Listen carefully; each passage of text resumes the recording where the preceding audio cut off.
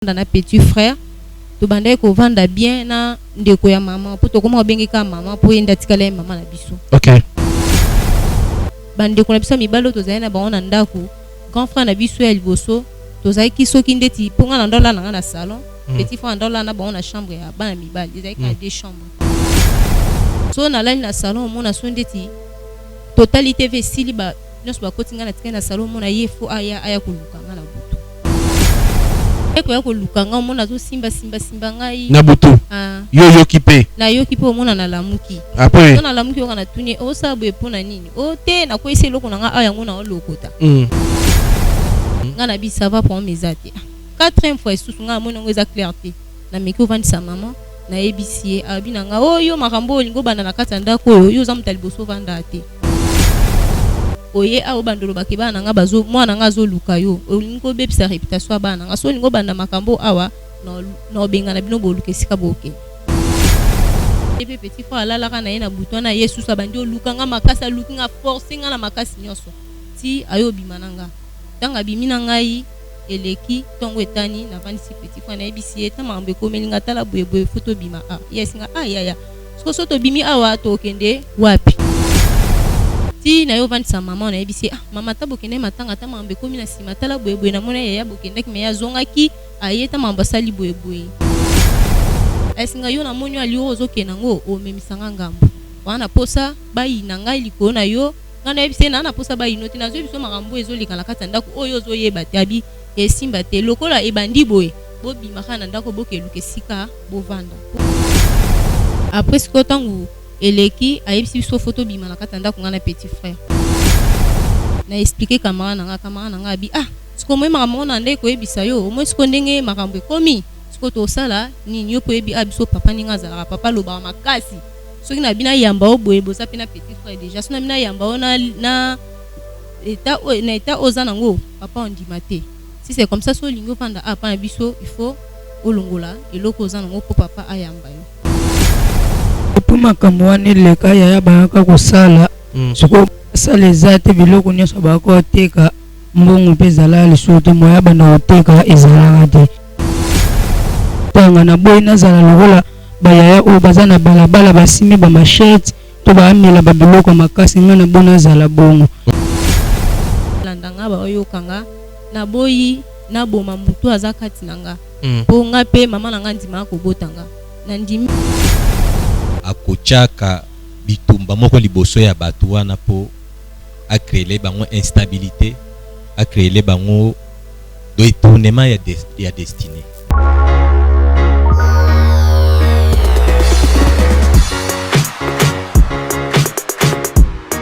Peuple de Dieu, shalom. Satan a commis na 666 manières pour na ko bebisa ba destin ya bana ya Seigneur Jésus-Christ de Nazareth. Na destin na yo, oza na yo pauvreté, mais na destin oyo Satan a pesi yo o commis pauvre. A côté si célibat, à côté si ba blocage, à côté si ba esprit de mort, à côté si bana ba autisme ba yaki ba biki, ba o bazala ki na ba blocage, ba débloquer, bina ba changer. O bazala mi kumba na bango, bo ya nango e pa ina nzambe ye moko ko décharger bino botala o ba kobi décharger nakoko bomba te bolamu nzamba salinga i prophète ba opportunité pour nga clémence ekoma ki passe faveur ekoma ki passe tango na zungi ba opportunité o nga nakutani nango nakutani na opportunité donc mutu nyonso aza na besoin ba opportunité na vie ba porte fungwama ba chance sala donc okutanaka na makambo ya malamu na nzela nga na une semaine on a utozonga na 2 semaines je suis heureuse et je suis vraiment heureuse que nzamba pesinga ba faveur wana opportunité fungwami donc ba difficulté on azaki ya kokanganga ya makazi modèle nzamba débloquer ngo na yeba kiteke koza na bopete boy vraiment délivrance des abuna très nécessaire. Je suis une femme on a ça la business pour que na linga makamu na ngekende bien mbongo pe monanaka et puis na za na faveur et pas ya batu tout ça na za na ba porte fungamaka en tout cas na sentir ngo makola mwana oyo zonga normal zongo Zongsa. Abana retambola. Bima. Libéré. Naïni sous parce que n'a pas Nzambe merci na makambo salelinga. Nous pesa Nzambe merci parce que Nzambe atambusi mwana bana nyoso o to babota mana bon nyoso tout déjà batambola. Mwana nga azo tambola te atakutu ko telema bolubeke mwana nga akozala koka. Donc à partir que comme kolona tango to yakani lobi no mwana nga ba moi tamboli mba moko. Ako mamoko telema. Na lobaki déjà awa ezali terminus na zana besoin ba oyo batambola partout oyo ba luka ba délivrance simbate boya et pas na Nzambe de bokobika na dozela bino na moto.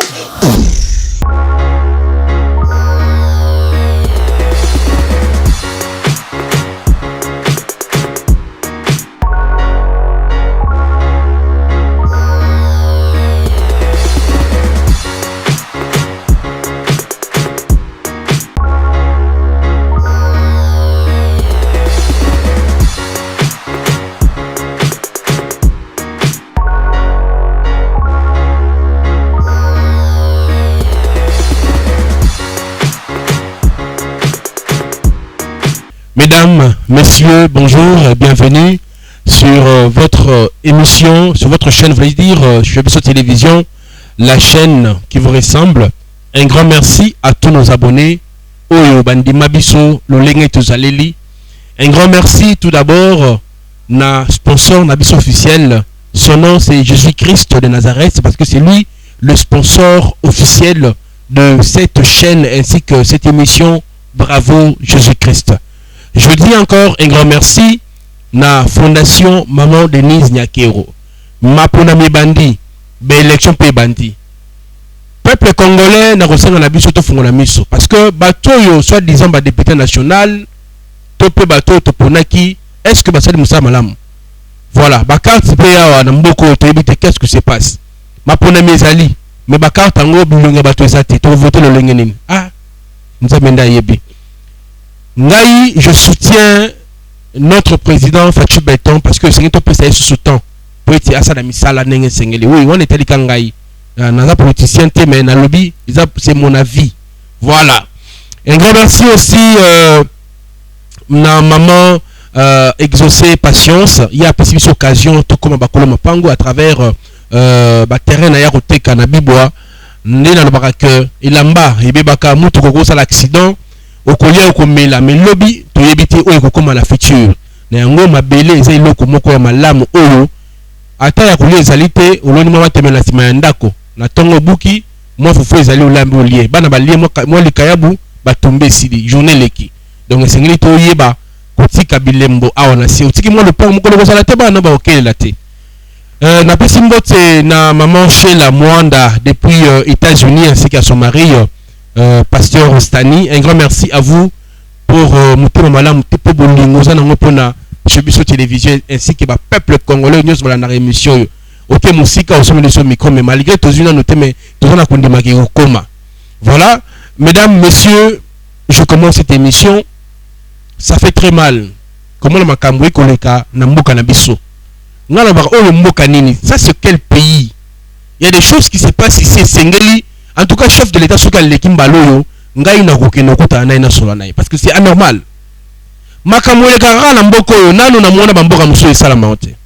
Comment expliquer que moto bakokende bazuye pe ba violer bazuye ba salien na oloba mingi te pona oloba maka muso papa shiko baniko ba va émission te to lo bisana na moto ngwa yedi biso likambo wa pourtant wa bete dinga selinga nzoto malili. Je vais dire bonjour. La grande zone micro-wana, s'il vous plaît. L'accent. Prends un micro. Voilà, c'est ouvert. Bonjour. Bonjour. Son kuna, ça va? Le bassou non. Bonjour. Ok. Comment on a? Chancelvi. Maman Chancelvi. Oui. Voilà. Et il est comme on a. Jean micro on a pekuna. La qui ça? Personne n'a micro nata la souris en fond là. Voilà. Joa. Bonjour. Bonjour. Comment on a? Sagesse va Nicolas la Gaboukou. Ah, vous avez agéné. On a 13 ans. 13 ans. Oui. Ok. La grande, Obenga Kibiso, vous avez un problème. Ça là, il y a un malamu. Koyoka problème au Obenga Libiso. Tout d'abord, N'engeni au découvrir émission Nabiso Bravo Jésus-Christ. Bon, bon makasi hein? Nabandai kolandango partie à réseaux sociaux. OK. Nabandai kolandango mingi. Place na mone makamususu. OK. Tomono yawa lelo to yambio. Problème ni mimi na émission Nabiso Bravo Jésus-Christ. Loba makasi na lingo beta di solo ndenge zalili. Hein? OK. Bandeko peuple de Dieu ba otalayo. Tala caméra wana kuna. Ba problème est meminga awa. Tozana petit frère biso mi balé to vandara pas camarade ya maman. Maman zate atika biso pa na to vandara. E bandaki ndenge nini boko ma ko vande pas camarade ya maman. E bandaki maman biso ba bandako voyager na camarade na ye. OK. Nde bandako sa ba voyage na ye maman biso aiki ko sala accident akufaki. Nde siko na place. Maman akufaki. Oh personnam.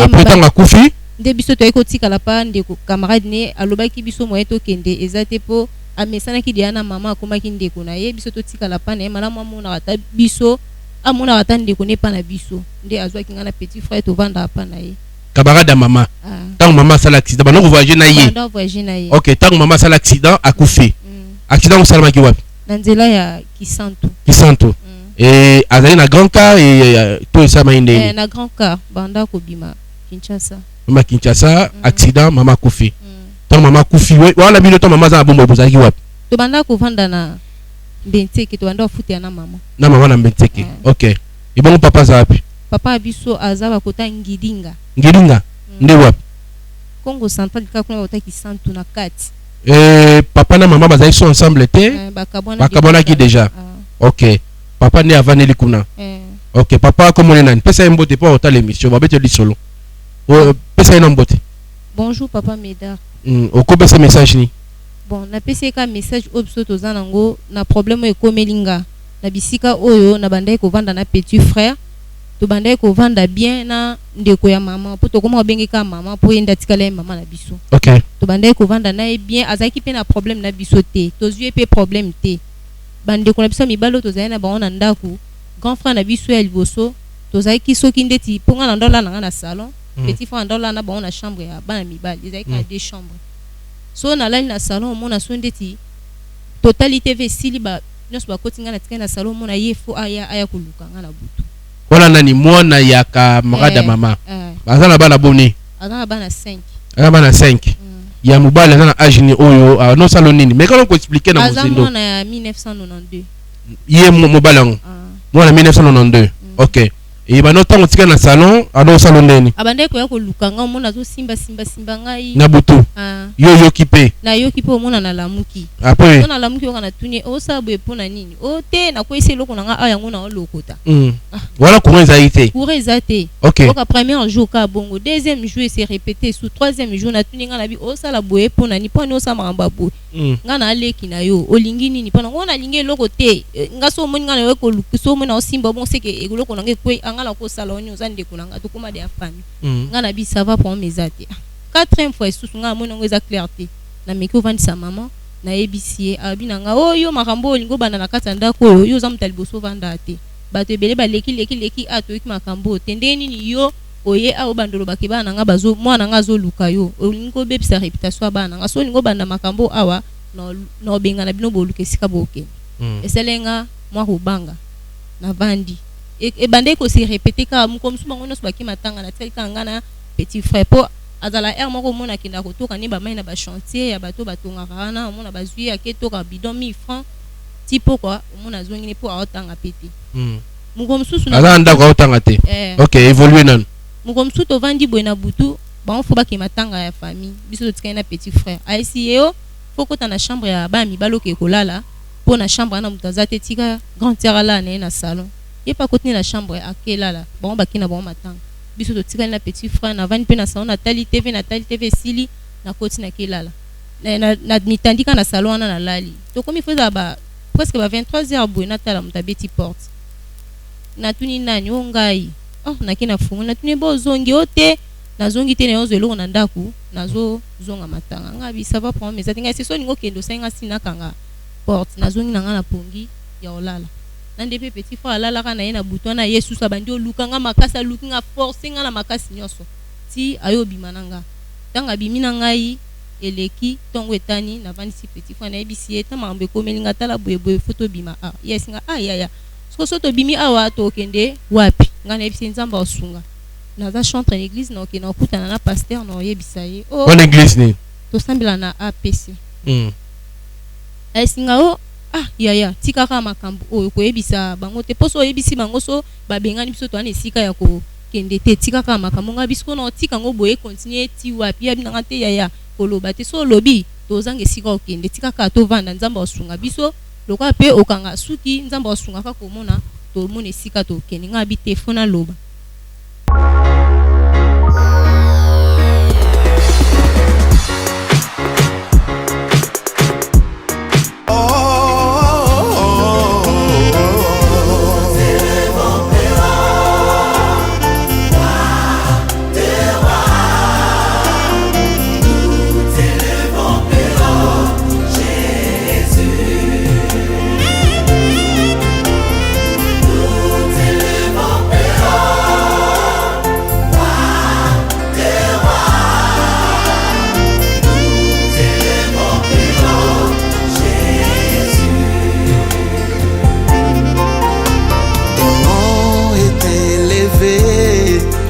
Au-dessus de tous les noms et tous les saints du trône se prosternent devant ta face.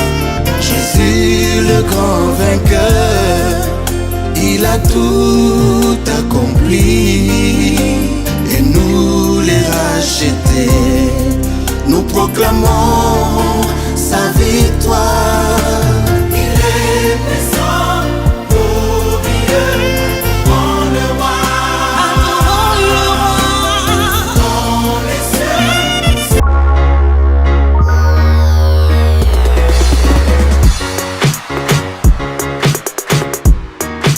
na yo vandi sa maman na ebisi mama ta bokende matanga ta mambe komi na sima tala boyeboye na mona ya bokende ki me ya zongaki ayeta mamba sali boyeboye mama siliki esinga yo na moni ali ozo kenango o memisanga ngambo wana posa bayi na ngai liko na yo ngana ebisi na posa bayi noti na zo biso makambo ezolika na kata ndako oyo zo yeba te abi esimba te lokola ebandi boye bobi makana ndako bokeluke sika bovanda po na choix te po abengani bino après ebisi moi malgré moi na ye a violé yo a joué na makasi sans consentement na yo tango informer maman maman a côté li mwana na ya lobi ke ya lokelo ba problème abwaki bino di banda alobi azasi na ngote makambo na mwana akoko sala ngote OK maman komone nani mama malata OK mama malata boya pe na plateau aya loba aya mama malata sengeli oya o makambo mwana lobi sengeli loba pe pour ça important voilà après ce que tango eleki ayebisi biso photo bima na kata ndako ngana petit frère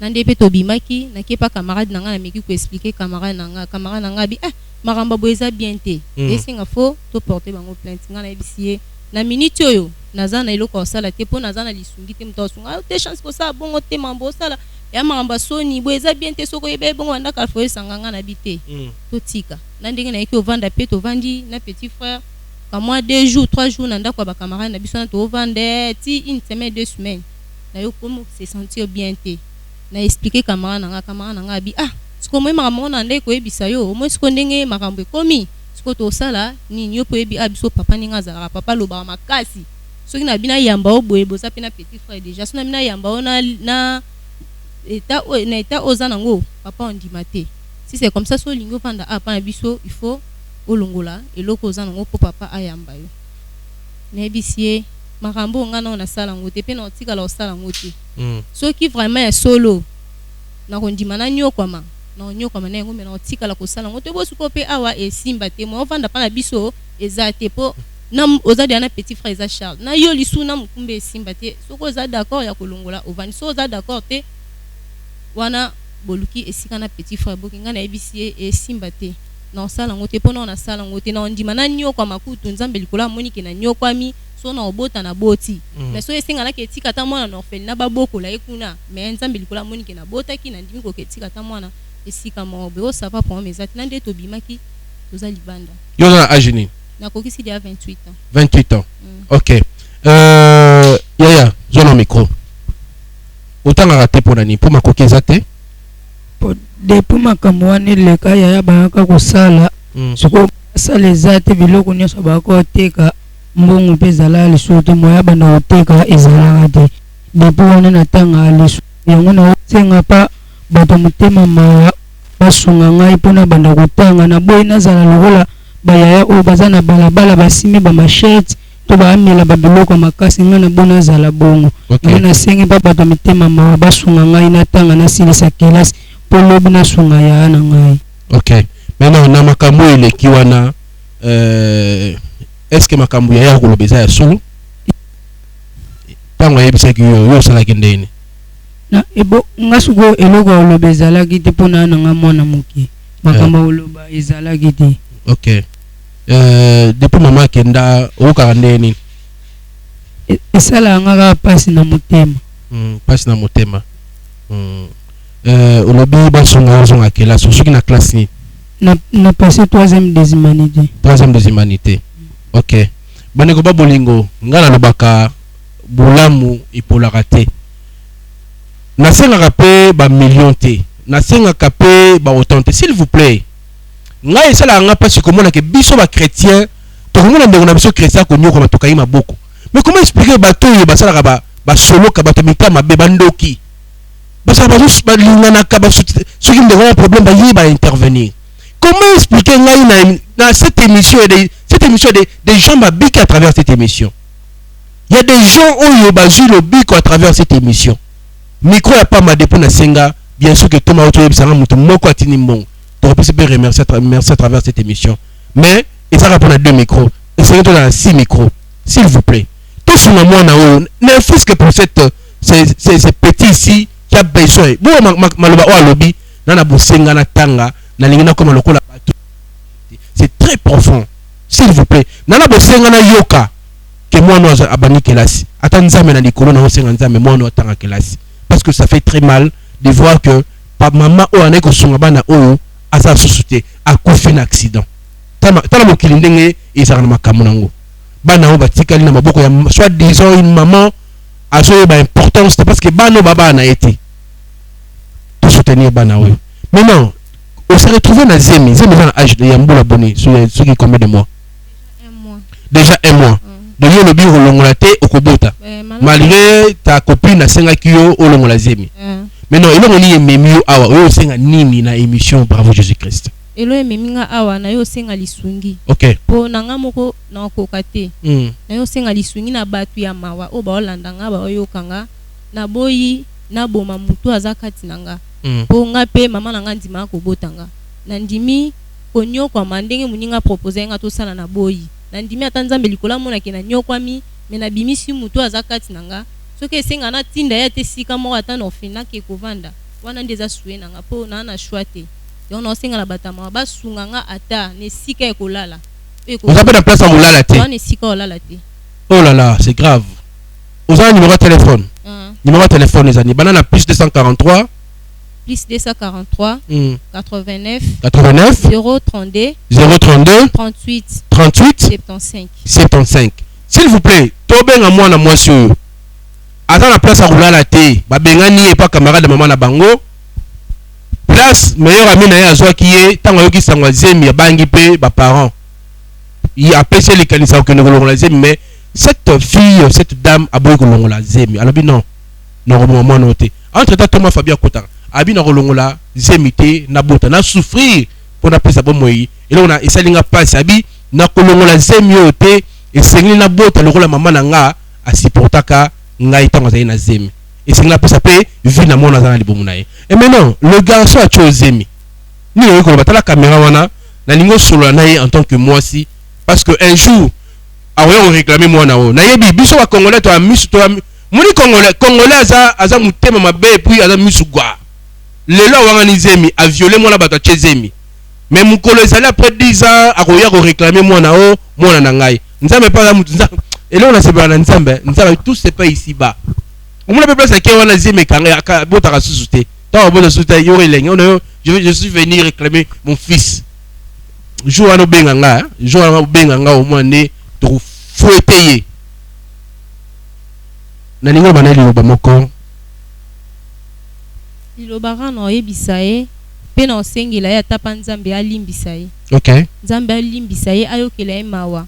Po nazaki na problème na ete yenda luki problème epananga andimi kotika nga na passe na charge na zanango pe andimi kokima na yake yi awanga ninga mena 5 nzamba limbisa ye ayokela ye mawa. Mais mutuna moye zemo kotika mbala moko to il faisait ça bah chaque fois que yo lale au salon. Et comment qu'habitude to zeme kotika na mukolo amekaki. Bon, à ça là qui ngo ezaki na bi 4 fois. 4 fois. Oui. Dans liboso asali. Dans liboso ezaki abande ko lukanga deuxième fois, troisième fois à forcer nga na makasi nde 4e fois à lukai ko bima. Ah donc bah 3 fois Dieu soit tenté yo esimba kité, il y a 4e fois né aye ko reçu ko joyeux na makasi. Et bunana kité ko bunana que une fois. Mais ko sel effort mais yaki na makasi wana ti. OK. Et puis ko banga que ba ko bengano na ndako. Yango c'est ça qui fait. Donc nazaki na choix te. Dia sala kanini mobali yango. Atangisa. Comment nani? Comment na Dieu merci. Dieu merci. Atangisa. Nga Dieu merci na lokaye akoya pe na plateau. Sengla ya okoloba. Pona nini ye a forcer na makasi. Beaucoup mamosi na mobali. Voilà mesdames messieurs, na vosenga total sport oyo to ko ça tombe après.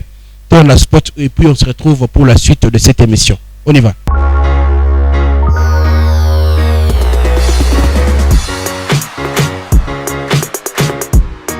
Troubles du système immunitaire, chute de tension, maux de tête, fatigue, perte de poids, frigidité et diarrhée.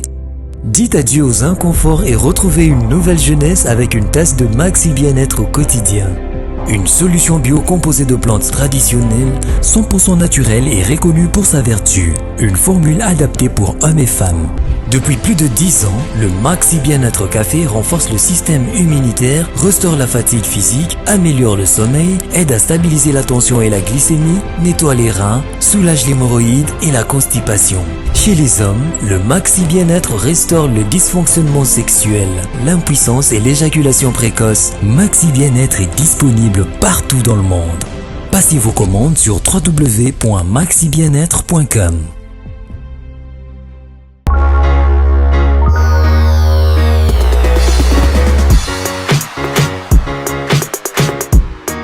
De retour, mesdames, messieurs, n'allons toujours que nous sommes en bonne santé.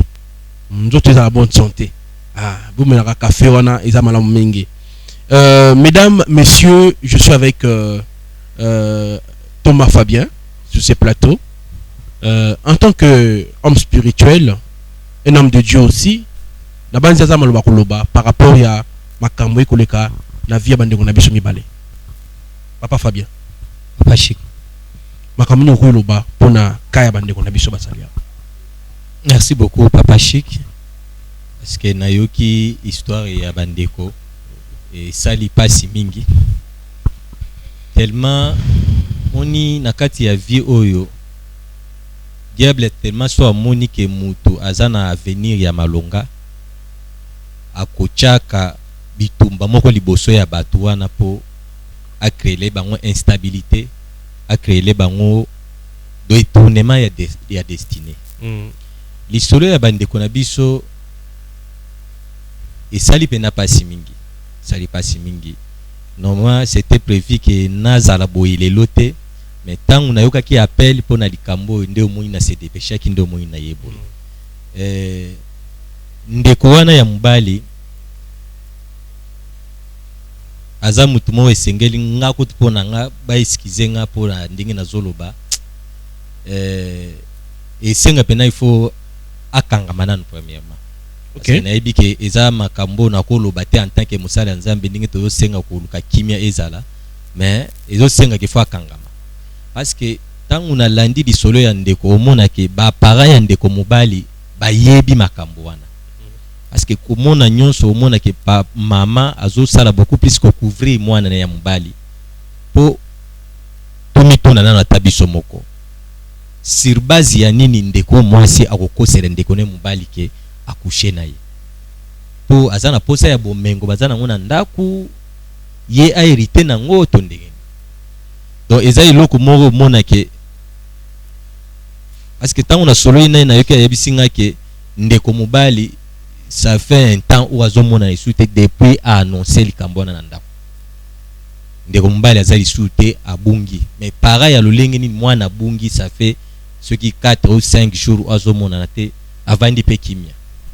Donc c'est sûr que ba parents ba yebi likambo na par rapport ya ko protéger image ya famille ya omoni ke basali makambo yo o na kolo bezaka ke ndeko azala na kimia malgré mabese komi to lukaka ndenge ya ko luka solution na problème o komeli nango mais nazo beta sete nazo bandire ndenge zo décision ya ke kolongola zemi te garder zemi wana emso mwana wana akozala pe mokonza mboka ya lobi mais avenir na ye talaka ndenge ezoyela singani ka ko batela mwana wana. Voilà, bande babolingo na ko fungola siko téléphone pour bat babenga parce qu'on va passer les appels. C'est un benga to fungola téléphone.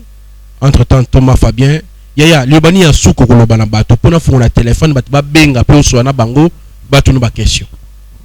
Lobana suka na osinga kana bato mawa. O bazoyo kanga kandi na lobai ba olandanga basunga biso basunga nga vraiment naza na posa ya kolongola zemo eza kati na ngate pe batinda nga na longola ngote na osenga na mama Denise bayoka nga mawa basunga ngai ata na place ya kolala ata pona petit frère ninga va na ndako otanga te na sengi lisungi boyoka biso mawa bosunga biso vraiment naza na lisungi te naza na mutu pe te apa nzambe. S'il vous plaît nakata onano banda koloba ke oza na mutu te apa nzambe c'est ça? Oui. OK. Nali continuer loba.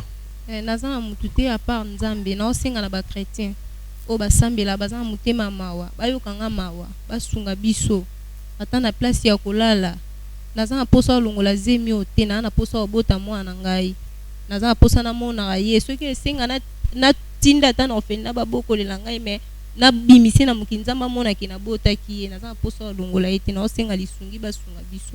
Voilà, merci beaucoup Papa Fabien. Dans linga to j'appelle les appel en direct. Les gens vont intervenir à travers cette émission. Banikba bolingo na fond la téléphone. Nango obengi ozarana 2 minutes. Lobi au kati po ndeko muso akota. Donc tout ça la bongo. Voilà, total la sikoyo spot oyo plutôt zonga to tout ça la sikoyo to ya mabapel na bino. On y va.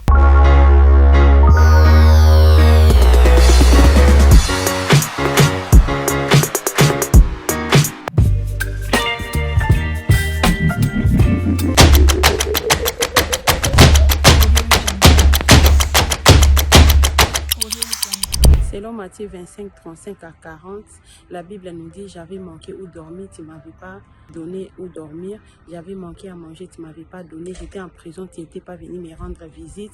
J'étais malade, tu ne m'avais pas assisté. Qu'est-ce que Dieu voulait dire par là? Il voulait nous dire que tout là-bas dans la place, tout ça pour la participation na yo, benga orphelinat chez la Mwanda na +1 443 68 36 670 plus 243 99 59 57 089.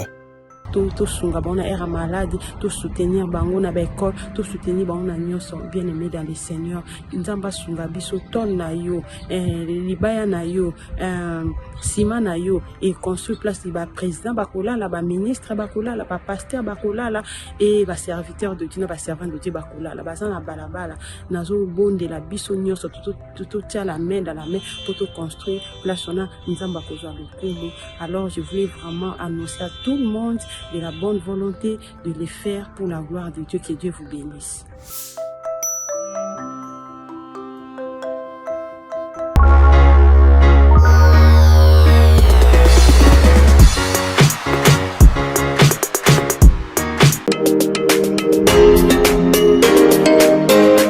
Bonjour, je suis Madame Maggie Dorcas Njimba Muteba, présidente de l'ONGD Action Plus.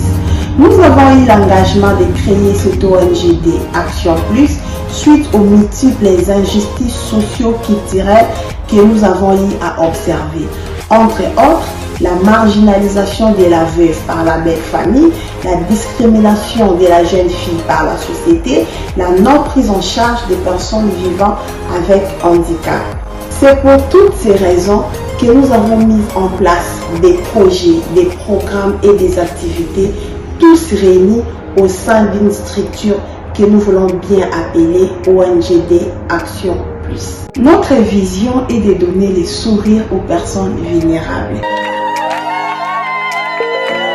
Et nous avons comme mission la motivation, la sensibilisation ainsi que la distribution des biens de première nécessité. La formation professionnelle en vue de la réinsertion dans la société de personnes vulnérables.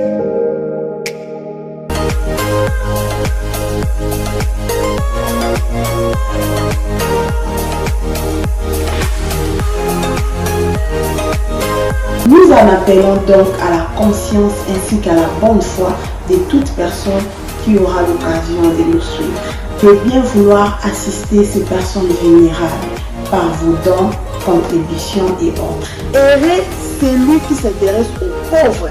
Au jour du malheur, l'Éternel les délivre. Bien aimé, un bon terrain pour s'aimer.